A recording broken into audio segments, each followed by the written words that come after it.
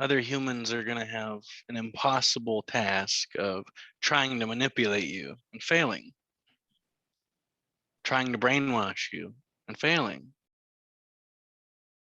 So these wild types tend to be kind of shot down by those around them.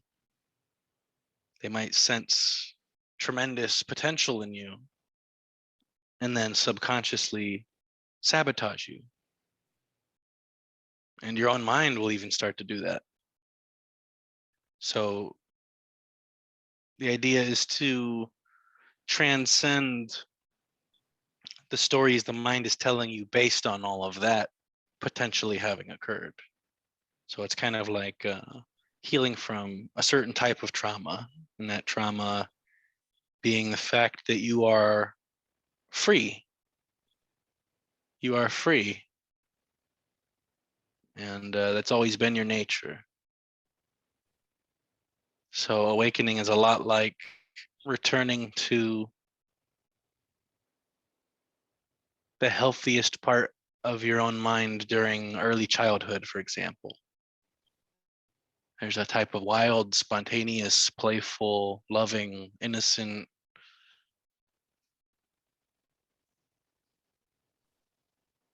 upon awakening, it's kind of like seeing or being your own inner child and seeing that inner child in everyone. And yet it's also a lot like being suddenly the clearest expression that you're aware of in your local vicinity, if you will. So culture itself is inherently traumatizing, and that trauma causes the personality to develop, and that personality isn't real. The personality of the body is real. The wild freedom of expansive awareness masquerading as a body, that's all freedom. The illusion, the delusion forms that I'm somebody, and that's when suffering begins. The seriousness is sucked out. There's no, nothing can really hurt you. And yet you don't actually exist as a separate person.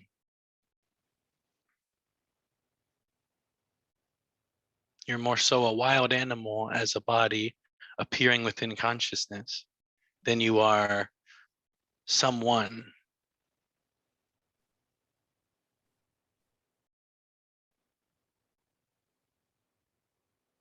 And it's very hard to be a person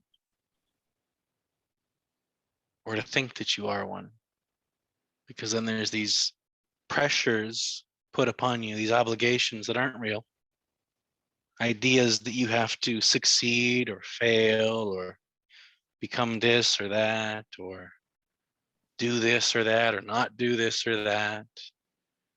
And there's really no free will.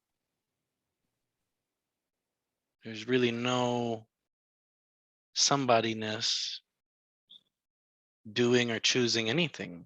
There's just spontaneous happening.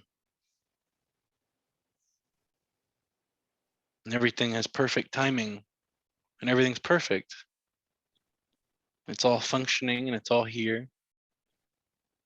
There's actually no problem other than thinking there's one.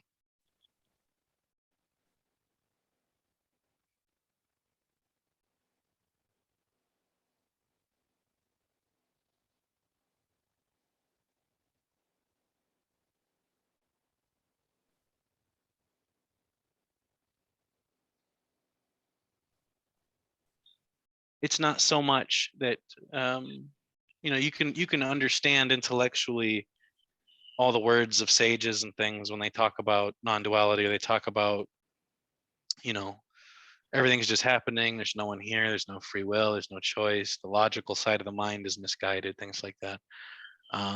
But it's not something that you can do in order to get to enlightenment. So in other words, you can't, it's something that's just spontaneously realized all at once one day, and everything's different and effortless after that, because it's the sense of you being someone that's causing the suffering.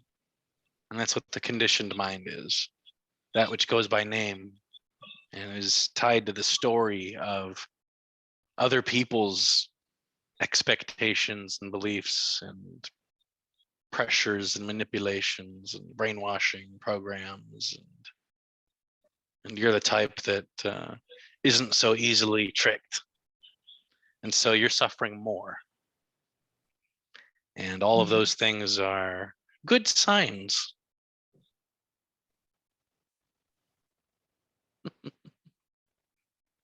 You know, it seems impossible and it seems frustrating, but you're right on track.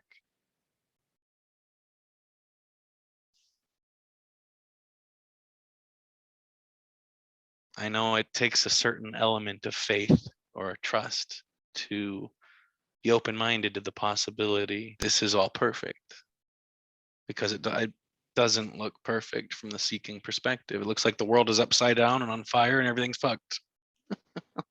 Yeah. And then one day you go, oh, I've been looking at it upside down all along. Oh, good.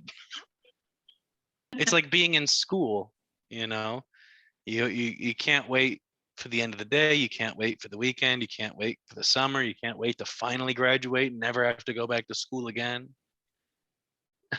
It's like that. And you can look back on it and go, oh yeah, tee hee hee, wasn't that tough? Yeah. Because now it's not. And you can, even without waking up, you can start to heal and start to experience freedom and liberation more and more, and have more of these glimpses and things which may increase or decrease frustration. So again, something I always loop back around to is there's a sweet spot. There's like a Goldilocks zone for how frustrated a seeker should be. If you're too frustrated, you might take your own life or something crazy. So you don't want that. If you're not frustrated enough, you'll just keep suffering and never find it. So there is something to be found. And what that is your own absence, your own inherently true nature. And that inherently true nature is empty and clear and aware and compassionate, but compassionate in a way that's unconditionally accepting of everything, radically accepting.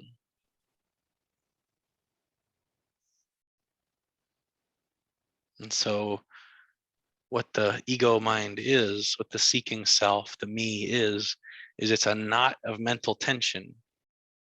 And physical death is this. And awakening is simply realizing that this isn't real, and not being forced to identify with it any longer. So it's funny actually, because there's these seeming limits on who we're supposed to be and what we're not supposed to do and how we're supposed to come off, and sages can come off as quite rude sometimes, quite direct, quite unexpectedly wild, unexpectedly taboo in ways that can be jarring. And that shock is helpful. People keep coming back to the sage for that shock. They're addicted to the shock because it's eye-opening. That's how clarity operates. It operates like a deadly weapon. And it's what it's killing is your false sense of self, the delusional identification. And it's not so much the body that is the problem. Thinking you're the body isn't the problem. Thinking you're the mind is the problem. It's not really a problem, but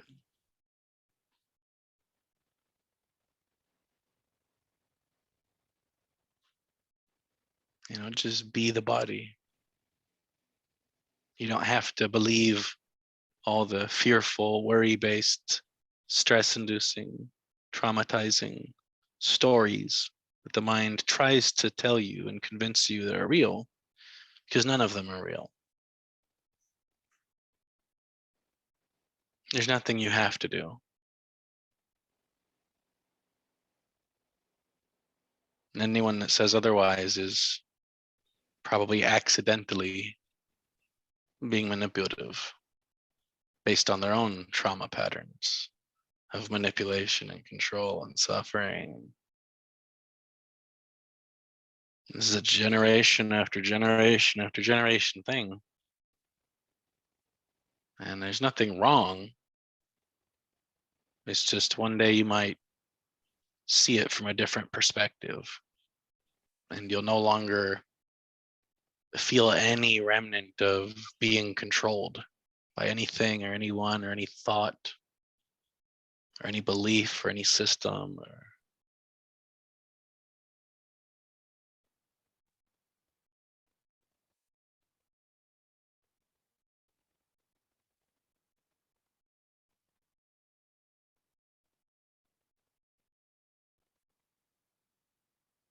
So it seems upside down and on fire.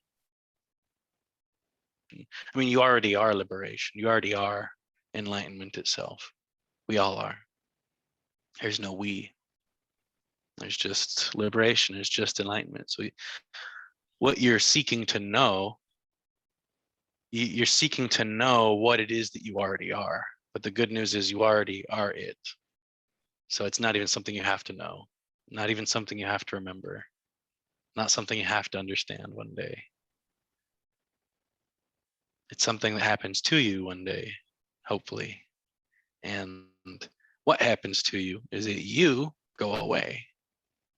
And that sounds like the most terrifying, dark, spooky thing that you could imagine. And it's not that. This is the key to enlightenment. And it sounds like the scariest, spookiest, darkest, terrifying thing. It's not.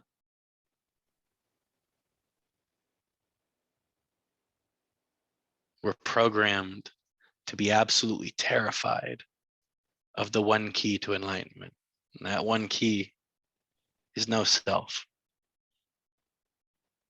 Those techniques, all they will really do is try to ripen you when ripening is already occurring in perfect time. So it's, yeah, technically you don't have to do anything. There's no, yeah, it's something that just spontaneously clicks one day, and you could hear it 1,000 times, and you could master hearing it the right way. You could fully understand it 3,000 times, and we're not sure what causes this. We're not sure if it's even a cause effect thing. Like there was definitely an energetic layer that, if I was talking to somebody from the Kashmir Shaivism tradition, oh, that was the grace of Shakti, it's like, yeah, okay, yeah. Like there's many different ways to talk about it, but there's definitely this energetic component, and there's this kind of biological change in the way the brain functions. And really, it's a quieting down of certain brain activity. It's not so much that your brain's more active. It's that the parts that were too active and causing suffering that didn't need to be there and were causing delusion to arise are quiet now. So there's this energetic component. There seems to be this change in brain activity. And all of that type of stuff happens all at once. And suddenly the sense of self is seen to be very obviously like a mirage or some kind of trick that isn't real. And somehow suffering and seeking spontaneously end. So the mind still, it may or may not at that point seek to better understand what happened. It might not need to anymore. Because really our need to know and understand the world is so that we can do something about this imaginary problem, so that we could feel better about it. But everything's perfect. There's no problem. The world isn't upside down and it's not on fire. It's perfect. Like, how many people do you think there are in the world who have undergone this shift in perspective that we call awakening or enlightenment? If you had to guess, it's not quite as rare as the seeker mind wants to make it look. And if it makes it look rare, then it's even harder to achieve, and therefore you're less likely to achieve it. And that's what it wants. It wants you to keep suffering, it wants you to keep thinking you're someone. And it's very clever. It's very clever. Yeah. And basically, you know, it's not that rare. It's probably like 1 in 1,000, 1 in 10,000, 1 in 100. We really don't know, because there's but it's not super, it's not 1 in a million, I can tell you that. It's not 1 in 100,000. It's more common than that. And so your chances are higher than you think, especially if you're wired a certain way. And the idea that because you have this seemingly disorganized, chaotic life, and you might not be perfectly stable all the time, that somehow you're not actually ready for it, and that's not true. So you're far more ready for this than even you think. So your mind is going to fight you whatever it can to trick you away from this. And even the idea of giving up seeking isn't something you can do. It's something that happens to you the moment suffering ends. So you can't even give up the search. I hear that a lot. Give up the search. You can't. Right?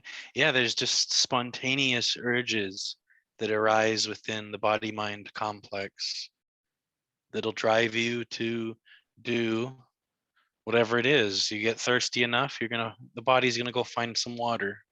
You get hungry enough, the body's gonna go find some food. And if you suffer enough, it's gonna seek the end of that with intensity. And you're gonna try everything. You probably already have. And then you're finally gonna enter into different stages of that journey. And the more advanced stages that lead to awakening and toward the end there aren't necessarily pleasant. There's moments of pleasantness. Everybody likes bliss, right? Everybody wants pleasantness. But to allow yourself to be consciously dragged through hell. So there's this overcoming. You basically have to overcome all your greatest fears as they arise. So it's the type of thing where everything is going to be taken away from you. Everything, including you. And of course you're going to kick and scream and fight it off. Why wouldn't you? Why wouldn't you be programmed to protect that delusion? The whole world is neurotically founded on this delusion. We call it civilization. And on some level, it's unnatural. I'm glad it's here, but it's causing a tremendous amount of unnecessary suffering. Yeah. Or apparently it's necessary, it's just not real. So the other side of that gate, the other side of that gateless gate, or as Jesus said, it's like passing through the eye of a needle. What remains isn't the personality structure, isn't the sense of me. You kind of dissolve back into Brahman, you dissolve back into Buddha nature, you dissolve back into the heart of Shiva. And there's so many words for this, but it's a type of clear, aware, empty, compassionate freedom that's formless and timeless. And it's witnessing in the background. And upon awakening, it's like revealed that there's this background awareness, and that's what you are. You're nobody.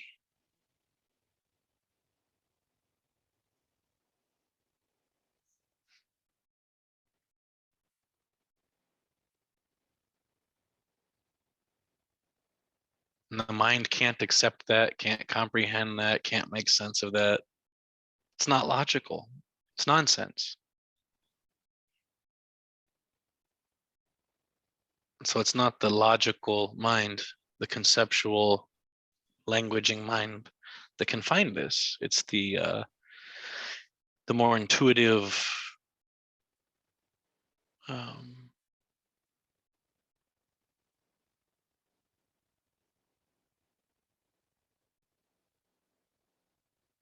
it's more intuitive. It's an intuition type thing, not in the sense of like, guessing information, doing a psychic reading. It's not intuitive like that, but it's intuitive in the sense that like you can subtly intuit that there's this underlying interconnected greater oneness.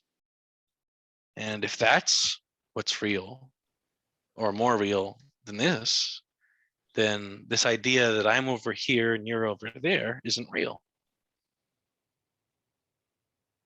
So, the Sanskrit word lila basically means the play of relationship. So the pretending to be two or more, or to be a family or a nation or a city or whatever it is. But that's not real. It's nice that it seems to be going on. It's nice that conversation can occur, that connection can occur, that two or moreness can seem to be. But ultimately, it's all you and none of it's really you. All of it is just like a dream you're having.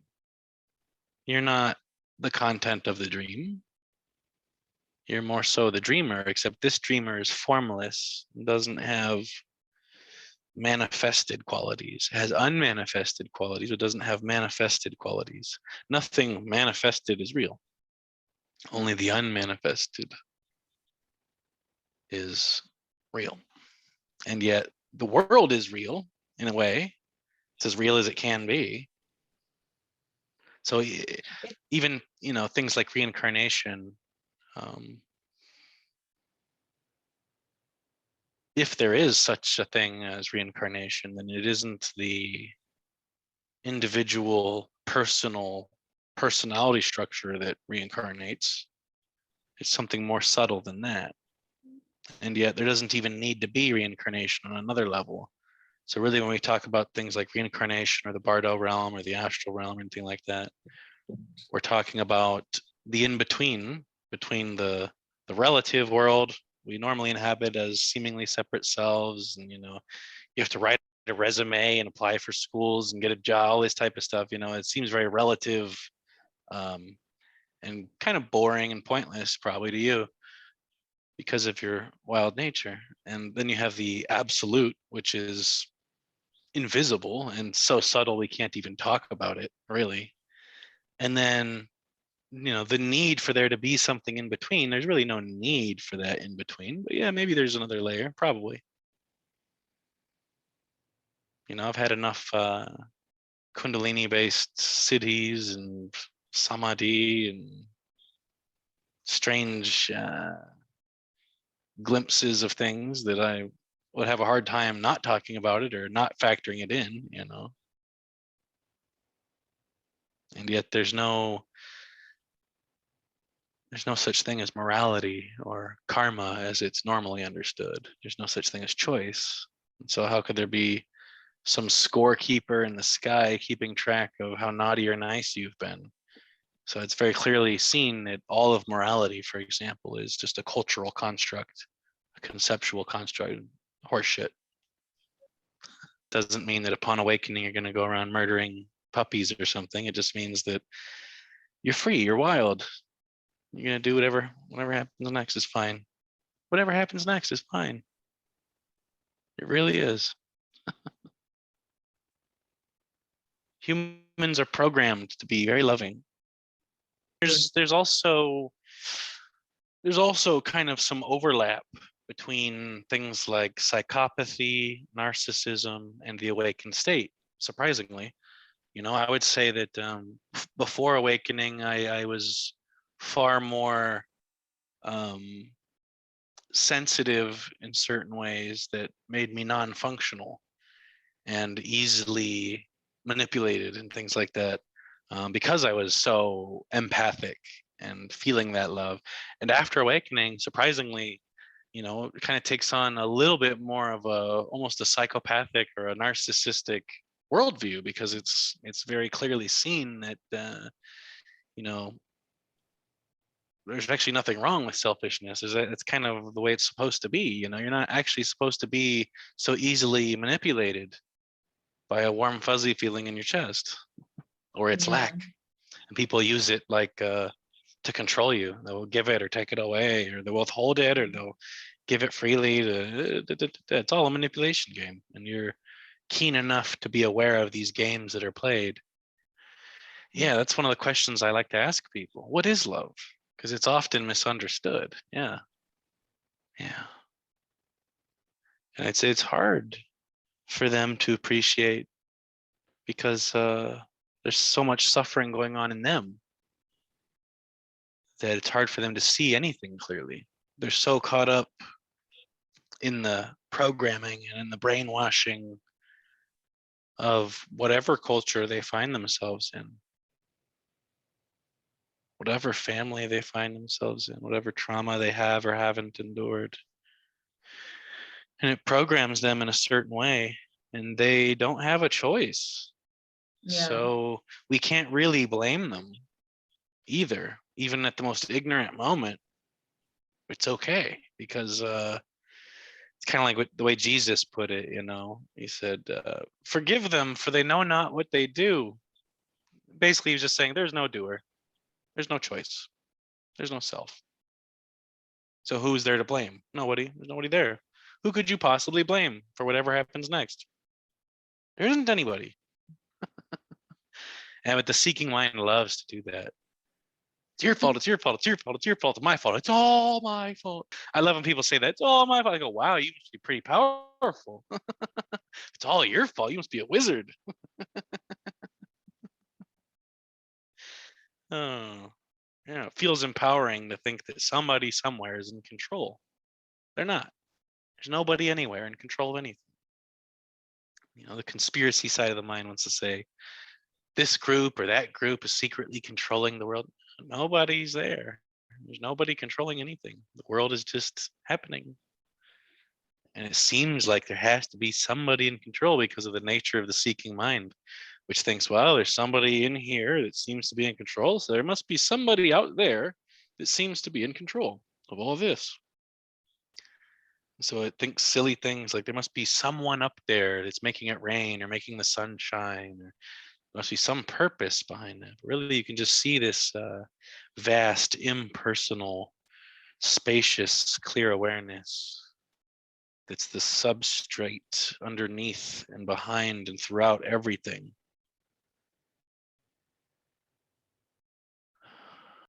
This exquisite machinery of nature, the laws of physics and things, all within this dream. It's all just right. And everything's here. You can't think of something that isn't here in this world, because it's all here. It's not real, but it's not real. It's not a dream, but it's not a dream. It's not a simulation, but it's not a simulation. We don't have a human word for it. So the word dream comes close. It's not a dream the same way that we dream at night, though, but it's the closest thing that we can use as a word to describe this. It's a lot like a movie.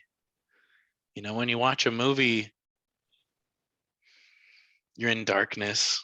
There's this screen, big screen, and there's very meaningful things happening. It's not real the whole time. In the back of your mind, you go, this is just a movie. It can't hurt me. I'm not affected by this. This isn't happening to me. And yet you lose yourself in these characters on the screen. There's these very meaningful stories that play out. You might cry, you might flip out, you might have all kinds of different, very strong emotional reactions to this thing is very obviously not real. Well, the world is like that. The world is exactly like that. And in that way, it's almost like a form of entertainment, even though it's has war and suffering and it's upside down and on fire. And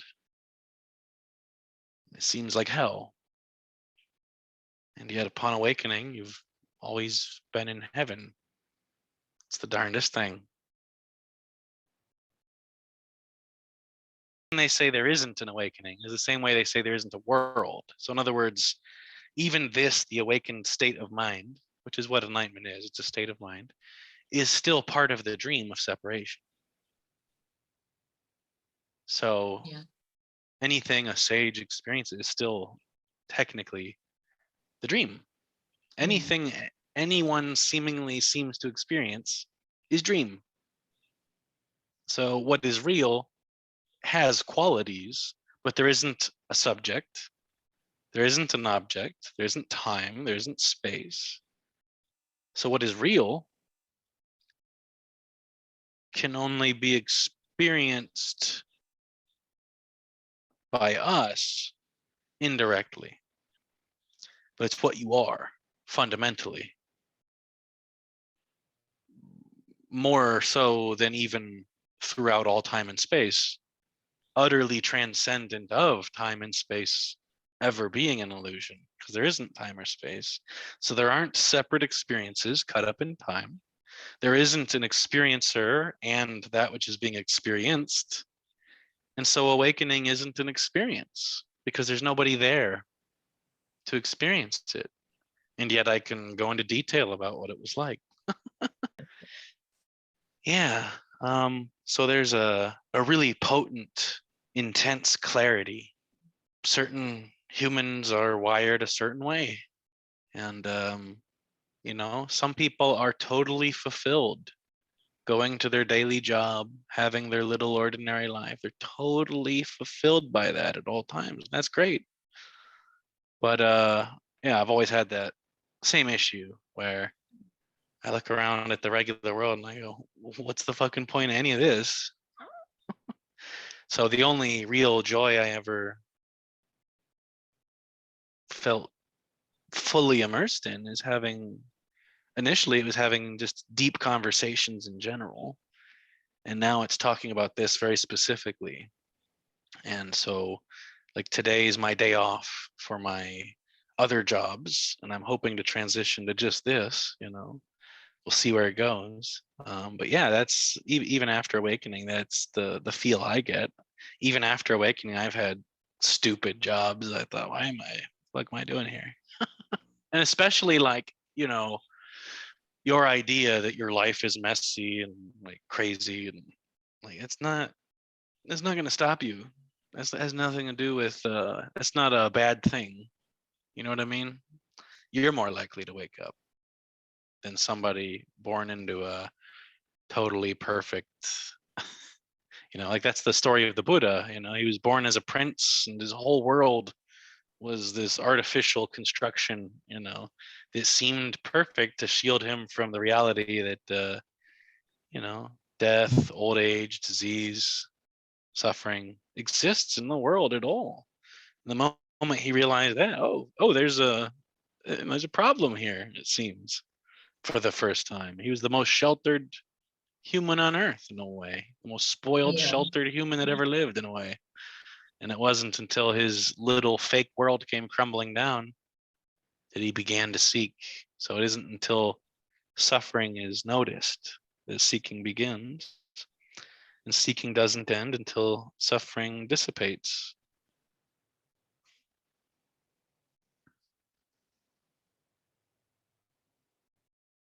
So yeah, you're not less likely to wake up because life seems messy or crazy or unstable or roller coastery or you know or you might have the feeling like, okay, like I learned all this stuff, I did everything, like where is it? you know should have been here 3 years ago, where is it? That feeling's also natural.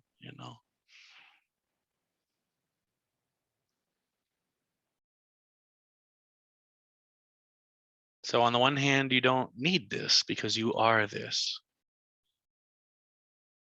And on the other hand, you do seem to be the type that will be wired for this to happen to. So there is, excitement can be inherently dangerous on a certain level. If you get too excited, that is going to come crashing down. Like distraught and depressed, and that's also equally like, well, really awakening is very neutral. Surprising how liberating and clear and precise not being there is. Our mind is so conditioned to the idea that this illusion of there being someone is desperately important, needed, and it's so hard to communicate because it's so different from that suffering perspective. Yeah, suffering is exciting, suffering is exciting. It Yeah. seems real. That's the problem. It's like so the same mind that likes drama likes being too excited or too depressed, or anything it can do to manifest drama to make itself seem real. So it's the way the dream functions in a way that makes it seem real. So we're all programmed for this to seem real enough to take it as if it's real. And yet in certain moments, nature reveals this to be a dream. And those moments are usually like right before an animal dies, for example.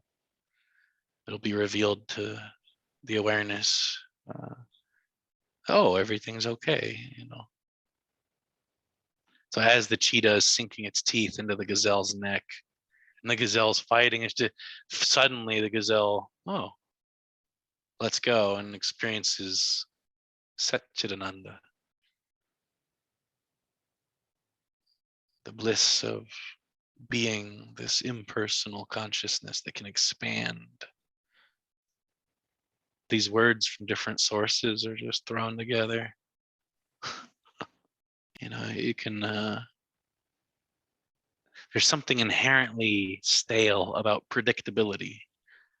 Like if you can predict somebody else's behavior, they're kind of boring.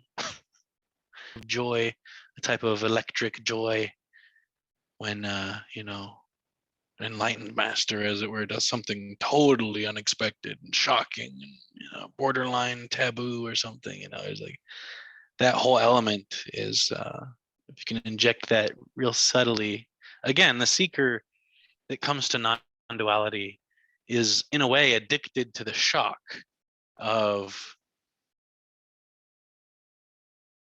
they know there's something there they can't get with the logical mind. Sometimes when sages speak from that perspective, what they say is quite shocking.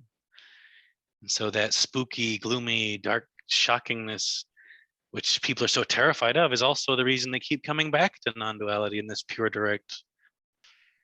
And this message actually didn't start with Tony Parsons. It's been around for a very long time, but it helped be neatly repackaged into a more clear vocabulary with Tony. Yeah. And like I said, there's a sweet spot for that frustration. That frustration is very valuable for you. It's not something to be avoided. It's also not something you want to run toward full blast. If you run toward the frustration full blast, it'll bring on suicidal thoughts, for example, which is not helpful at all. And I've been there, and it's not a good thing. And then on the other hand, if you're not frustrated at all, you're basically not even trying or wanting this at all, which is fine because you don't really need it. But you're kind of screwed. You've started the journey. You're deep enough into it that you have to wake up now. Main differences between a guru and a sage. A guru will say, "Do this, don't do that. Go wash my laundry." And the sage will never tell you what to do or not do. And if they do, they're doing it jokingly.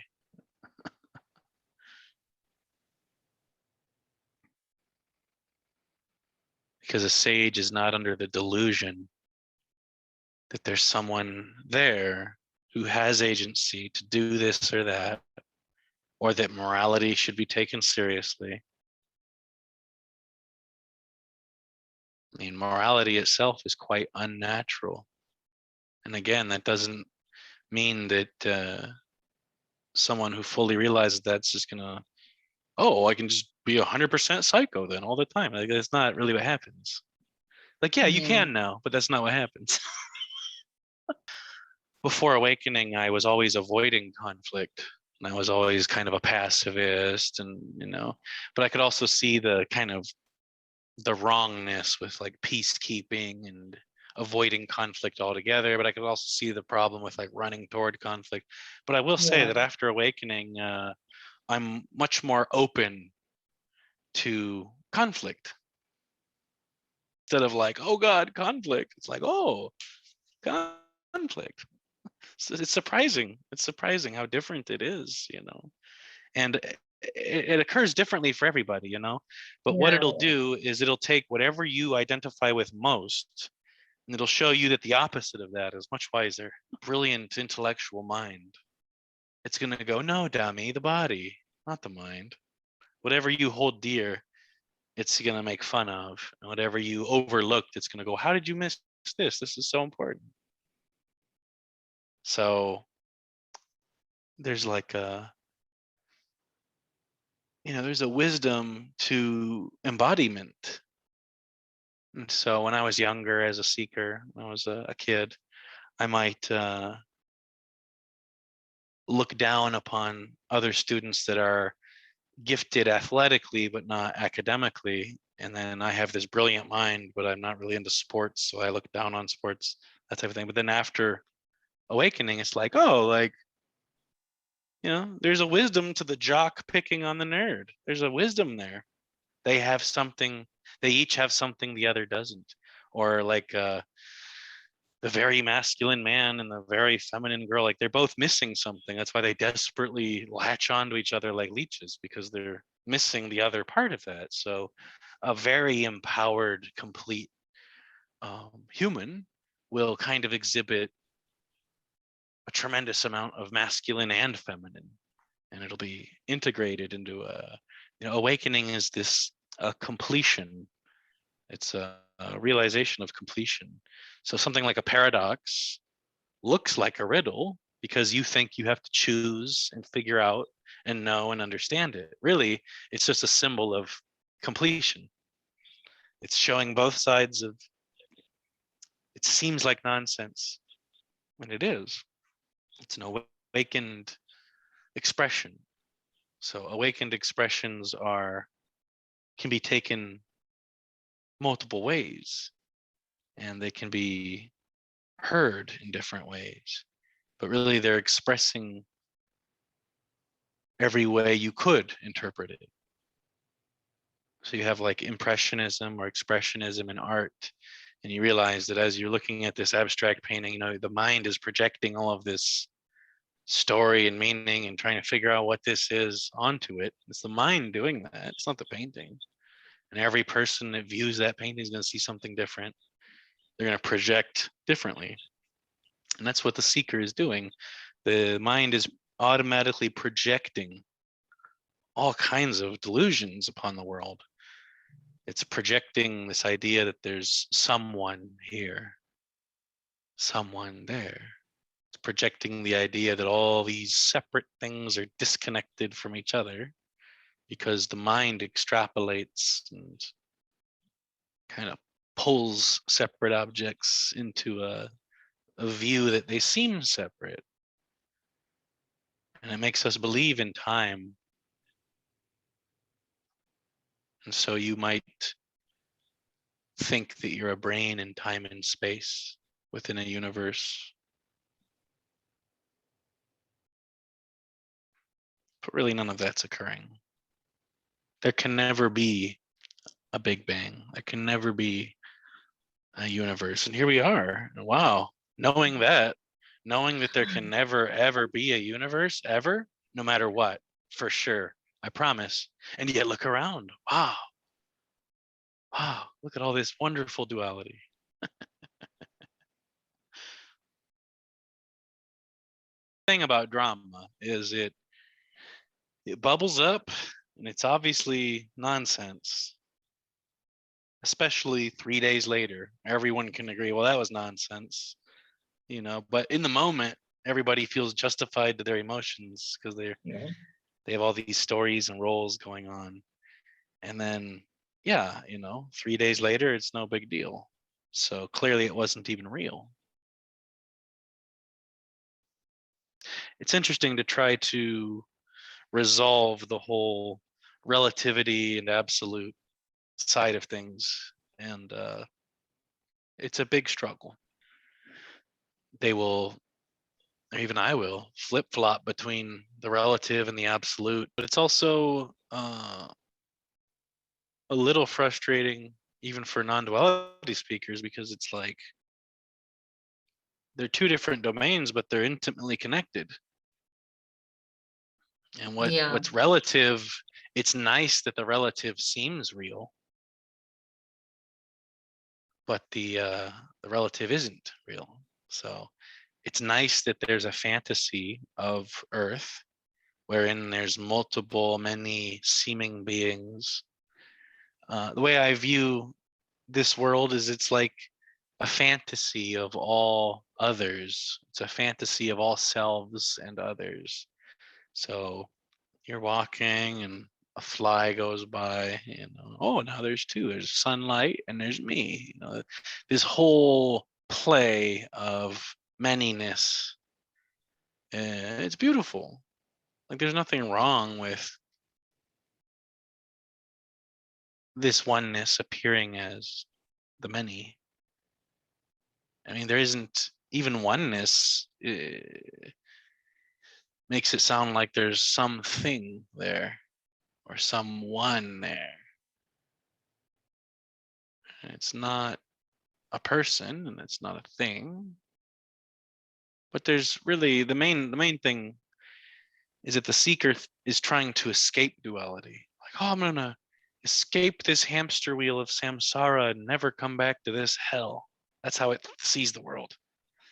And from the awakened perspective, it's like, oh wow, how glorious it is to still seemingly be in the world. Speech arises from the dualistic mind.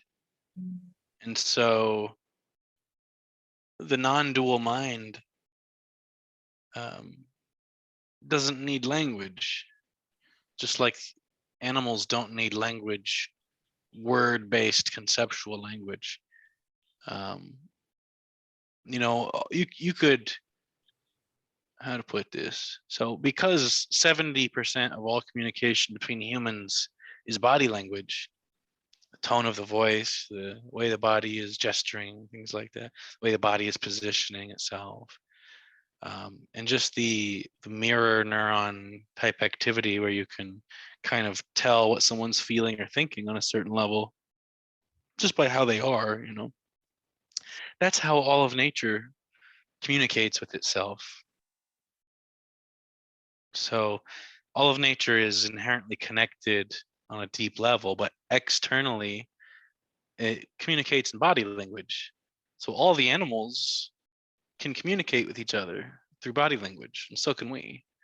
We can communicate with other humans in just body language. We can communicate with other animals and plants with just body language. And yeah, that's part of the non-dual mind. So, Ramana, for example, would just kind of sit there and space out, and people would have these tremendous experiences in his presence. And really, they were having these experiences in his absence. So when his someoneness would go away, and he'd just be demonstrating this non-dual mind, this awakened mind, that's when he would go quiet. So in between the words, in between the thoughts, in between the behaviors, that's the awakened mind. That's the pristine awareness. And yeah, Yeah. there's a yo-yoing. There's a back and forth when the seeker is starting to get close, and so they'll either really want to talk to me or they won't ever want to talk to me again, or so, there's like a yo-yoing. So there's Yeah. this or even the way you'll perceive all sages. You might know 10 different sages, and one day you'll go, they're all bullshit. Yeah. And one day you'll go, oh, they're all absolutely wonderful. But you'll notice Yeah. that you're rejecting all of them. It's not that you're cherry picking, going, I don't know about this guy, but this guy's got it. It'll be, the mindset will be, no, all of them are bullshit, or all of them are way up on this pedestal or something. Both of those mentalities are, it's kind of like the excitement and depression thing, you know. It's like there's this element of trust or faith that, you know, what we're talking about is something very ordinary that might happen to you. And it's not as rare as the seeking mind has led itself to believe. It believes those things to prevent it. It believes things like, I have to do intense yoga and meditation 12 hours a day for 40 years to finally be worthy of this. I have to be serenely, perfectly beyond all emotion to finally be worthy for this. No, this is your birthright. You were born awake, and you fell out of paradise on average around age 8. It's not like there's something missing. If I interacted with some random cashier or something, they can't tell. You know what I mean? Seems like there's someone here. Nothing real went away. Of faith or trust that this is even something valid. Yeah. Because it seems extremely counterintuitive. It seems like the exact opposite of what's the case. And it seems to be the most fundamental aspect of your reality that you can rely on. You know, Rene Descartes said, I think, therefore I am. And he was wrong. He was Yeah. basically trying to deconstruct and doubt whatever could be doubted. And he finally arrived, well, because I seem to be a thinking thing of some kind, I must exist as such. And he was wrong. So what's happening is the mind thinks that there's a thinker and that you're the thinker, that therefore you are thinking. That's not the case. And it therefore concludes, well, I exist because I'm the thinker. No, you're not. You're also not the heart beater, the stomach digester, the blood pumper. You're not the one constricting and expanding the veins in your body to accompany changes in blood pressure or heartbeat frequency or power. No, none of that is occurring at all in your conscious mind, unless you go, oh yeah, I can consciously breathe. That's right. Oh yeah. So there's no thinker. Thoughts are simply occurring spontaneously, as automatically the brain is connecting concepts and secreting thoughts as automatically as the lungs breathe in dreamless sleep and the heart beats in dreamless sleep and the stomach digests all on its own without you having to worry about it or think about it. Everything is happening that spontaneously.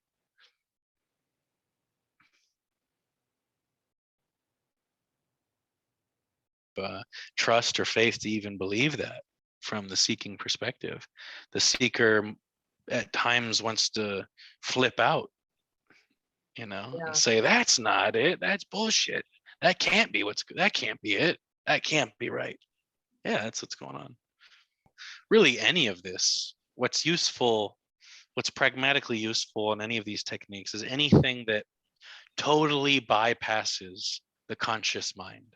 Because the conscious mind is that clever trickster that's trying to stop you from awakening. And you think you're it. And so that's the main issue, is that if it tricks you into believing that you are it, now you're going to defend it with your life. So in other words, the mind would rather you put a gun in your mouth and pull the trigger to prove that you're a real person that was really suffering than even to awaken. And so you have to fight that, because that's not the end of suffering. That's not going to allow you to enjoy the rest of your natural life. This is a bittersweet perspective, because it's realized that all your friends and family don't exist, and that you are utterly alone. And yet there isn't the feeling of loneliness anymore. And there isn't suffering, and there isn't the disconnection. So yeah, it really is bittersweet. It's not all it's calm in its bittersweetness. It's like adulthood. Adulthood is bittersweet. You have Yeah. more ability and power, but you also see the limits of the world and what's real and what's not.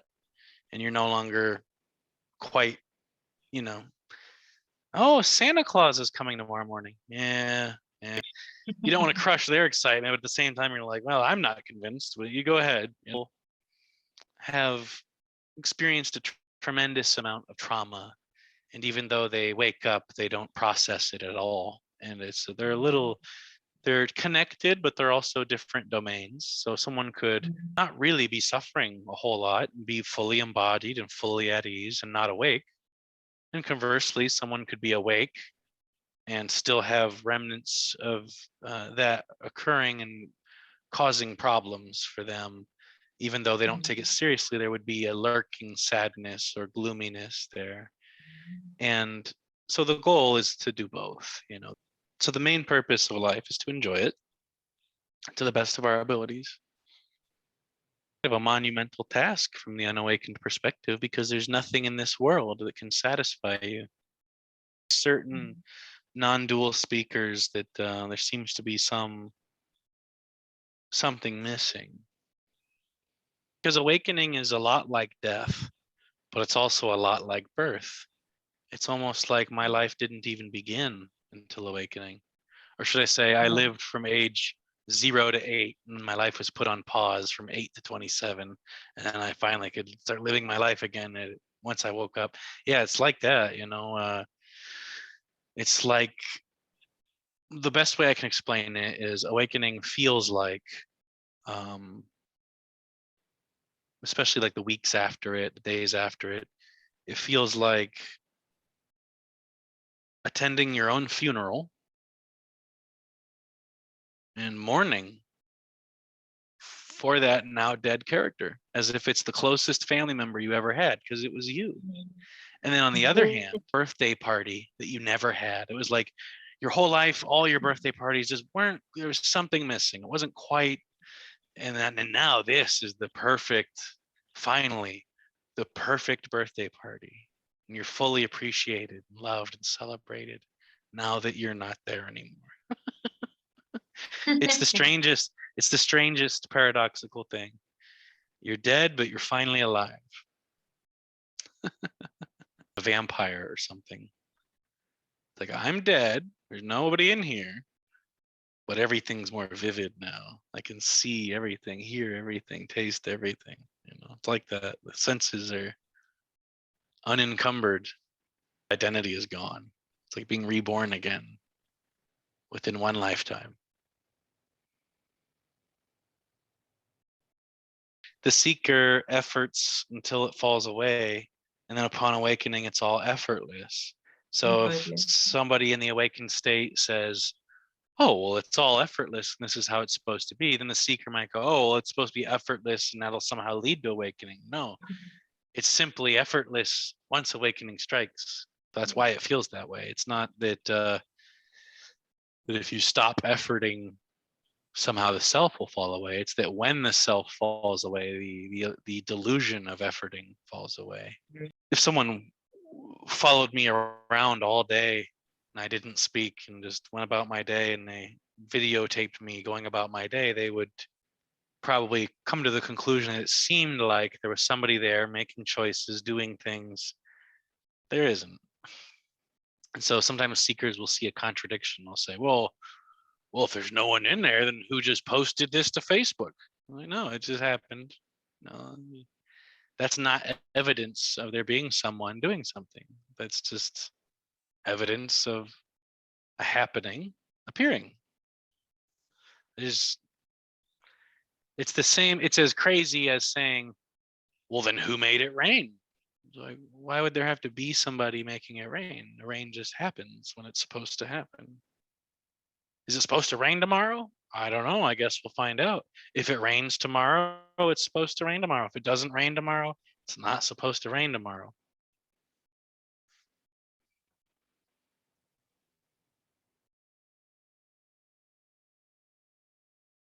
But yeah, there's trying to align with the effortlessness, trying to align with the non-dual.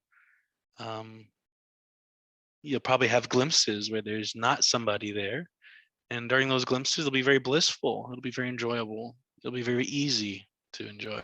And that's those tend to be the most enjoyable human moments, when the self gets lost during dance or trance-like singing, or it's something I bring up quite frequently. And it's people ask me if I can consciously give them Shaktipat to transmit Kundalini energy to them so they can have a glimpse. And I don't know, first of all, I don't know if that's a worthwhile endeavor or not. Like, even if I had that ability, if all it did was give somebody a glimpse, it might end up frustrating them more. But do you want a million glimpses where you keep coming back and you don't get to keep it? That'd be really frustrating.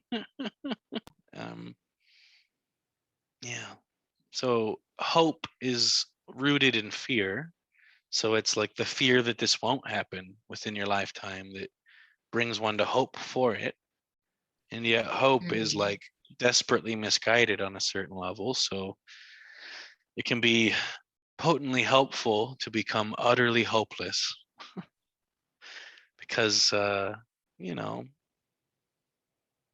as Chogyam Trungpa would say, enlightenment is ego's greatest disappointment. In other words, by the time enlightenment arrives, there's no longer somebody there.